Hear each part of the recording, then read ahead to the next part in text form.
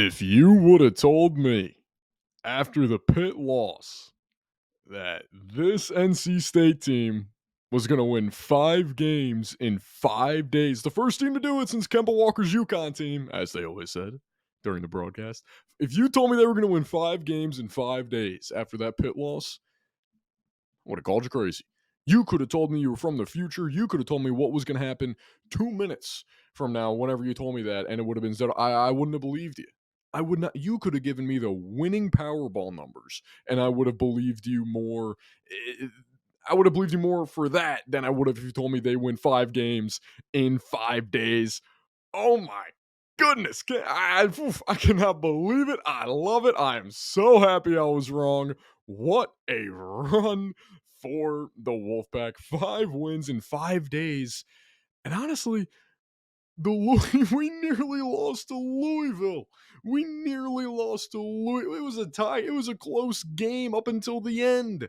We nearly lost to Louisville, and now we're ACC champions. Honestly, before I get into anything else, shout out to Kevin Keats. Oh my God, he was on the hot seat the entire second half of the year. If you asked me, hey, would you rather Keats be here or gone next year after the Pitt game, after the regular season, I would have said, I think it's time to start fresh. I think we got to get rid of him. I think we got to find a new guy. I don't think he's it. Again, I love being wrong, but my God. So this is what he's earned for winning the ACC and getting a tournament bid. By the way, welcome back in on Believe in the Wolfpack. I'm Luke Nichols. Yeah, whatever. Not important right now. Not important right now. Kevin Keats for an NCAA tournament berth got a $10,000 bonus.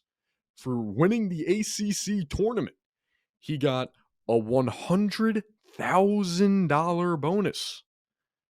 And he also, for winning the ACC tournament and making the NCAA tournament, got a $400,000 raise. He got a $400,000 raise and then an automatic 2-year extension through April 2030. Honestly, from a contract standpoint, did he negotiate this contract? Did anybody tell him? Oh my God, how did he get these deals? But wow, credit to him. He's got to be. Wow. He got about $500,000 in bonuses. That is insane. That is insane. Good for him. I'm happy for him. Oh my, how can you not be happy for that? I mean, that's insane. I don't care. It's just cool to see. Wow, that is unbelievable. And then again, just 5 games in 5 days. He deserves all the credit in the world. The players deserve all the credit in the world. It was just an unbelievable run, and I cannot wait for Thursday. But just looking at the schedule on ESPN, they have it right on the side. The 4 losses in a row: Florida State, North Carolina, Duke, Pitt. 4 losses in a row to close out the regular season, followed by 5 straight wins in 5 days. Oh my God. Let's start with the Virginia game, which was really just an ugly game for the most part. I mean, DJ Horn had nothing going on that game. He couldn't buy a bucket. Mo Diarra was 4 for 11, but Michael O'Connell, I could not believe it. Virginia at the line, a 1-1. A 1-1 to go up by 4. Bricks the first one. Michael O'Connell running out the floor with 5 seconds left. Oh my God, the most arc I've ever seen on a shot ever from the wing. It goes completely off the screen and then just drops right back down. Bank, rattle around, bottom. Oh my, I could not believe it. I was freaking out. I was just sitting there, just hands up, jaw to the floor. And as soon as that shot went in, I mean, you knew we weren't going to lose in overtime. There was absolutely no way we were losing in overtime. I could not believe he made that shot. Actually, it's kind of funny. I'm just looking at it now. I completely forgot. I almost forgot everything before that shot. Once that shot happened, I was like, all right, game started now. But it was completely tied 29-29 at the end of the first half, and then still just both teams in the second half 29-29. By the way, disclaimer, the Bulldog that I have here, unrelated to Drake being in the tournament, Gonzaga, Butler, they're not in it, but Georgetown, unrelated to any Bulldog teams. I just have 2 Bulldogs, so, like, I gotta have them with me at some point. They always gotta be next to me, so why not have, 2 bookend Bulldogs here? And trust me, this isn't the only book that's there. There's an entire row of them. Anyway, back to the game, but you knew we weren't gonna lose to Virginia. Also, side note, we're gonna get to a whole bracket thing. I got a whole plan for this week. I'm planning on dropping, this is gonna drop Tuesday, and then another one Wednesday, all about the women's team, and then, brackets. Brackets. I'm going to print out 18 more. I just love having a printed version of a bracket. Yeah, I get it. Is it bad for the trees? Maybe. But am I willing to sacrifice a tree or two for a freshly printed bracket? Absolutely. It's fun to have. It's fun to have. But Thursday, I plan on dropping just a full, me filling out a bracket, and then we can all laugh later when I'm dead wrong. And then Friday will be a recap of the game, win or lose. So we're going the entire week. I forget what my main point was, but we're going to get to the brackets later. Talking about just kind of recapping the games right now. That I cannot believe Virginia got in the tournament. I really cannot believe they got in the tournament. The Big East got complete disrespect. We'll get to that later. But my God, what a win. Michael O'Connell, the savior. Unbelievable. And then moving on to the North Carolina game. I mean, just come on. Come on. Yeah, that was incredible. The game was amazing. We were down by 1 going into halftime. And honestly, it didn't feel like that. It didn't feel like we were at all. It felt like we kind of had that game in control. And then we really controlled most of the first half and then controlled the entire second half of the game. And yes, DJ Horn did have 29 points. He did get in foul trouble, so it almost felt like he didn't have 29 points. But he was 9 for 15 from the field, 2 for 6 from 3. Honestly, I thought he shot better from 3. Maybe he just made, his threes and crucial points. That's why it felt like it. And was 9 for 11 from the free throw line. But if you watch that game, that was the DJ Burns game. Oh my God. Almost every possession, he's just putting a shoulder. He's just bodying Armando Bacot. And Bacot got him a few times, yeah. But honestly, DJ Burns shot 9 for 12 that game. He shot 9 for 12 that game. He had a 3. He had his first 3 all year. There's some moments in games where oh, okay, this team has the edge. I feel like this team's going to win. As soon as he hit that 3, I was like, okay, I know where this is going. This is a win. I don't care. This is a win. I could not believe he hit that 3. He had 20 points, 7 assists, 4 boards, 9 for 12 from the field, 1 for 1 from beyond. And then Mo Diarra, I'm going to get back to DJ Burns, but I'm just looking at the numbers again right now, and I still can't believe it. Mo Diarra with 14 boards. He was an ACC record for rebounds in a conference tournament.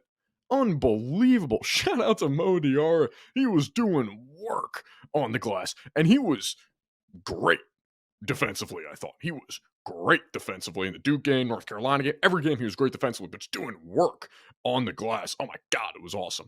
Casey Morcell was great defensively. I mean, he had they said it was a groin injury. It looked like a cramp at first, but he had a groin injury in that game, so it didn't play the most pivotal role in the world, but he was still great defensively. I thought, oh my God, yeah, he had that one possession guarding RJ Davis, where, he's RJ Davis trying to go right on the near side wing, and Case Morcell just stops him. He has to completely reset. He crosses over again, tries to go to the left, tries to throw up like a little right-handed floater. Morcell just completely denies it, sends it right back to the floor. Oh my God, that was awesome. But DJ Burns, America's sweetheart. He's being compared to Escalade, not the car. If you ever seen, like street ball videos and whatnot, the big dude Escalade who, did the fancy passes, good shooter. It's pretty funny because DJ Burns is quick on his feet. He's a great passer. He had a few passes in this game that didn't even lead to assists that were just incredible dimes. But he's being compared to Escalade, which is pretty hilarious. But he's now America's sweetheart, and it's amazing. NC State's America's team right now. Everybody, you can't non-North Carolina fans. If you were a North Carolina fan watching the ACC championship game, you're rooting for North Carolina, yeah, duh, whatever. But if you're just a basketball fan, you're rooting for NC State.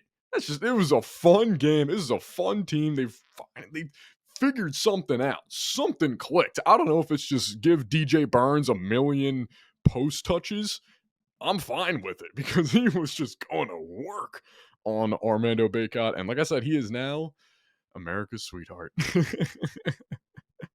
He did get the most valuable player in the ACC tournament. Mo Diarra is setting records. A bunch of fifth-year guys. Just DJ Horn crying in the post-game interview. Oh my God, that was awesome. You just felt good. It just made you happy. It just made you smile. Again, even if you're not an NC State fan, that just made you happy. I guess if you're a North Carolina fan, that didn't make you happy, but whatever. What are you going to do? I cannot believe it. I cannot believe this team won the ACC tournament and is just going. I can't believe they're going to the tournament. I can't believe they're in March Madness. I cannot believe it. It is truly mind blowing to me. The Duke win, it was like, oh wow, nice. It beat Duke. Hell yeah, this is great. Move on to the semifinal. Sweet.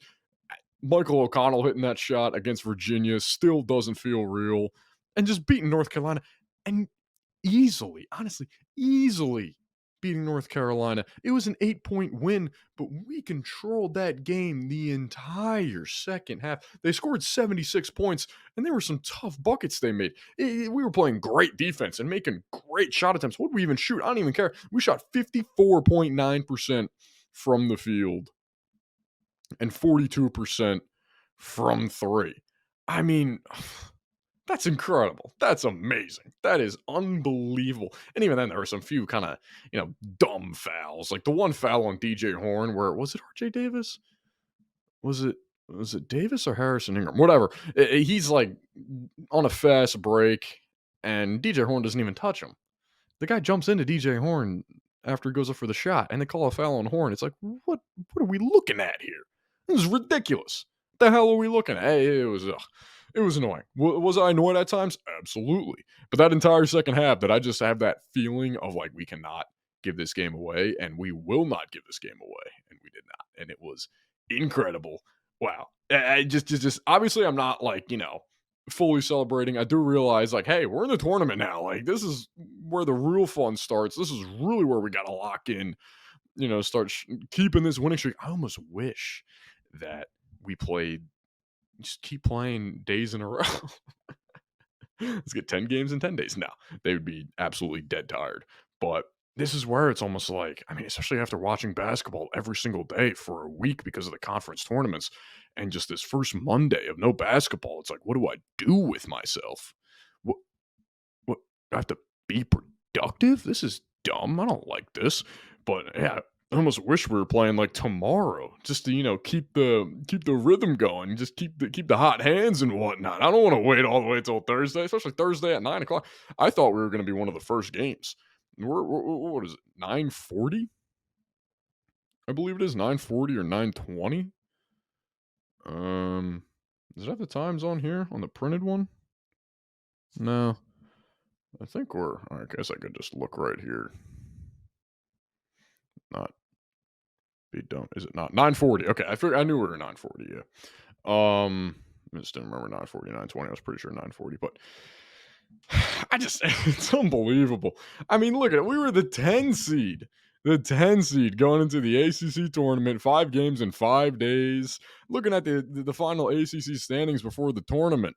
So North Carolina, Duke, Virginia, and Clemson got in. And we're just sitting there at 10th. Virginia Tech didn't get in. Wake Forest didn't get in. Wow. Pitt didn't even get in. Florida State, Boston. Wow. Unbelievable stuff. Unbelievable stuff. I'm going to appreciate it for just tonight again. And then come tomorrow and Wednesday and Thursday, especially Thursday. But come tomorrow ready to lock in and focus on beating Texas Tech and pulling the upset. What's the line at right now? I don't think we're going to be. Okay, we're...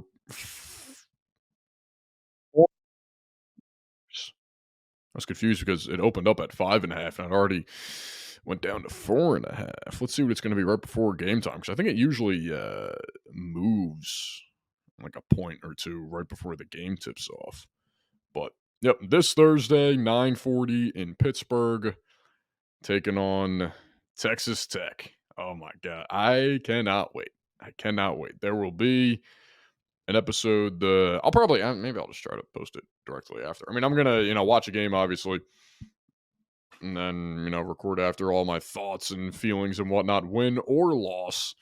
And then we will go from there. But going to take a short break for now. When we come back, just going to, go over some more storylines from the weekend and the conference tournaments and do a quick preview in the brackets, some of the exciting matchups and the exciting regions and whatnot, quadrants. But like I said, Thursday morning, an episode will be posted, and that will be a full bracket, fill in the official bracket. I'll do the online one, but then I'll fill it in on a paper one so then I can kind of pose with it. And then, we all take a screenshot and then just realize, oh, wow, in a few weeks, wow, wrong. It's so mean they do an 8-9 game first. It is so mean they do an 8-9 game first. You're not even going to give me a chance. I didn't even give me a chance. Right then and there, 50% of the brackets are probably toast.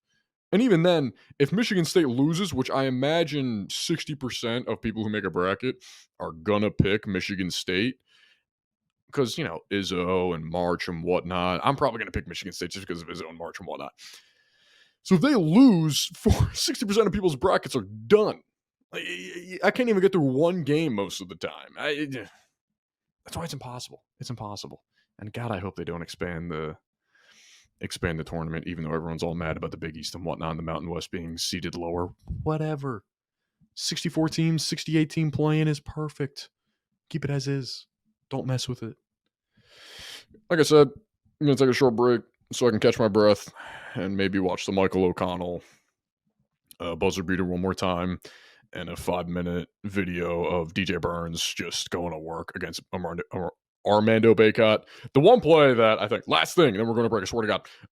The last thing the best play against Armando Bacot that DJ Burns had is when he was posting him up, and he's about to go to that little kind of bump and hook shot, or the turn and hook shot, and then he does some kind of a fake to where he just takes one more step and does that running lefty layup, and it was wide open. You could just see Bacot get completely faked out and was not ready for it at all, and DJ Burns knew he had him, and it was like, oh, that was incredible, and he still had 7 assists.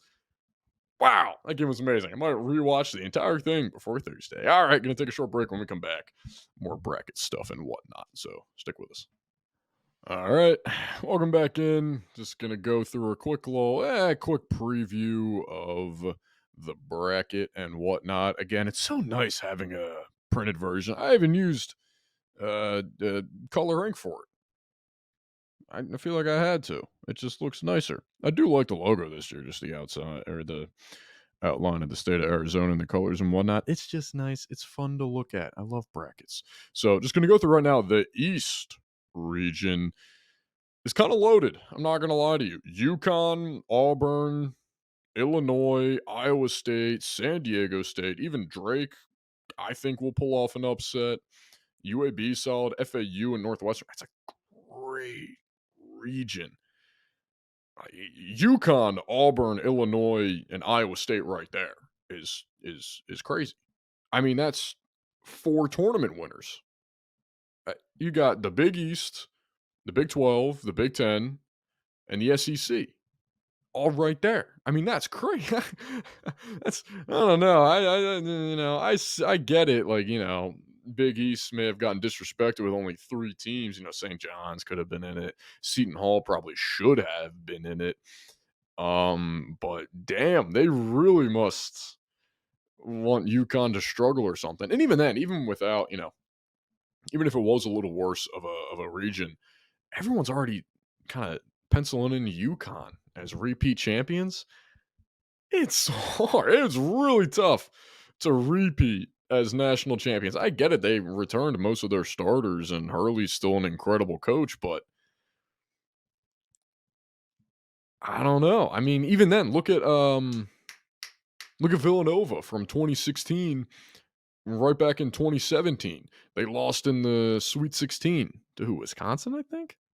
Pretty sure Wisconsin. And then 2018, they won again. They couldn't even repeat. They had to take a year off, and they pretty much returned the same team the year after winning it in 2016. Maybe not exactly the same, but I mean, they still had a great team the year following, and they still had Jay Wright as their head coach. So it's like, I don't know. It's going to be tough. I see it. Like, I can see UConn, getting to the Final Four. Obviously, I could see them winning it, but I'm going to tell you right now, they're not going to be my pick. They're not going to be my pick. I definitely not going to be my pick. Um, Moving to the South region, Nebraska looking for their first NCAA tournament win ever. They're playing Texas A&M, Wisconsin, and James Madison. That's going to be a good game. Houston should probably destroy Longwood. I don't think there's going to be any. There's going to be a 15 seed that beats a 2 seed. I want to see. Is it going to be? No. Okay. Well, we'll get to the predictions later. I don't know if I'm going to pick a 15 seed to beat a 2 seed because I'm a coward, but there's going to be a 15 seed that beats a 2 seed. There almost always is. There's always a 15 seed that gets to the Sweet 16 and then they just get obliterated in the Sweet 16 because it's right around the point where everyone's picking against the 15 seed. And then as soon as you pick them, you're like, I'm not going to get burned by them again. Then they lose by 30 to Kentucky. First team I saw. I don't know. Duke and Vermont could be a good game. Duke is they're a weird team. Can't get a read on them. NC State and Texas Tech. I would love for that to be just a complete wash of a game and NC State wins by 50, but I don't expect that. I would love for it to happen, but I don't expect that. Kentucky against Oakland. That may be the game that has the largest point differential. That's not a 1 versus 16. Even though Kentucky kind of got rinsed in the SEC tournament, they just score the ball so easily. They're just such a good offense. I'll probably have Kentucky going decently far. Florida is set to play Colorado or Boise State, right? Yeah, that should be a decent game. Marquette and Western Kentucky. I love Western Kentucky's mascot, the red dude. If I was doing I always do a bracket just because I won't do it on here, but I always do a bracket just because of like mascots. Just I don't know just for fun. Why not? It's fun brackets. Duh. Western Kentucky might be in my Final Four for the mascot bracket. I mean, that, like, weird red dude. Pretty cool. If you've never seen the Western Kentucky mascot, he's a weird looking dude, but it's a good mascot. It's kind of like how it's just like the Syracuse orange. Like, you couldn't think of anything better than an orange, but I kind of respect it at the same time. Anyway, Purdue's waiting to see who they play. If they lose to a 16 seed again, or if Purdue doesn't even make it to the Sweet 16, that team should be disbanded. They should never be allowed back in the tournament. They should not have a basketball team anymore. They should have to play in Europe or anywhere else. Like, they should not be allowed back in the tournament or be a team at all. Kansas and Samford is most likely the game. Oh, I forgot Samford is a Bulldog too. See, even better. Um, Listen, again, it's not because of Samford or any other Bulldog team. I just love my dogs. Um, that may be a game. I mean, Hunter Dickinson will probably play, but just because Kansas has looked so bad, and they do like to choke in the tournament outside of the year that they won, I guess. I may pick Samford in that just because. Oregon and South Carolina, that's going to be a great game. I think that might be the best game of the first round, maybe. Yeah, 6 versus 11. Oregon looks really good in their conference tournament. South Carolina plays really good ball whenever they want to. Tennessee and St. Peter's. I mean, St. Peter. I swear to God, I thought that St. Peter's run was like 2, 3 years ago. Even then, I don't really remember how long ago it was. I could have swore it was like 2 years ago. St. Peter's NCAA tournament run. I don't know. Time is just weird and dumb, and it messes with my head. Yeah, whatever. How far did St. Peter's go in the NCAA tournament? St. Peter's in the 50 seed of the Elite Eight. I need to know the year though, because like I couldn't believe someone said it was like 6 years ago, and I'm like, I don't think that's right. So now I want to check again. History, MAC championships, 1968. 2011. No. 2017. No. Or was it? Whatever. Now I'm confused. It was 2022. Yeah, it was 2022. What was the other team I was thinking of? Oh, well. I thought that it was more recently. That's what I thought. I could have swore I heard someone say it was back in like 2018, and I was like, no, no way. Maybe that was the UMBC team. Regardless, if St. Peter's beats Tennessee and goes on another run, I mean, they just have some kind of devil magic thing going on over there to where if they get into the tournament, they're suddenly incredible. If they have another like white dude like Doug Eater, then yeah, there's some kind of devil magic going on where St. Peter's just beats great teams and they have that one white boy that is great and they just at least make it to the Sweet 16 or the Elite 8. As for the West, yeah, West region, I just did the Midwest with South Carolina and Tennessee and all of them. Michigan State and Mississippi State, like I said, that's the first game of the day. I'll most likely take Michigan State just because of Izzo, and I don't know, he wins in March, supposedly. No, he does win in March. He does. Izzo does win in March. So I mean, that's all I'm gonna have to go with there. Even then, Michigan State being a 9 seed is a little crazy. They were like on the bubble, and being on the bubble and getting a 9 seed is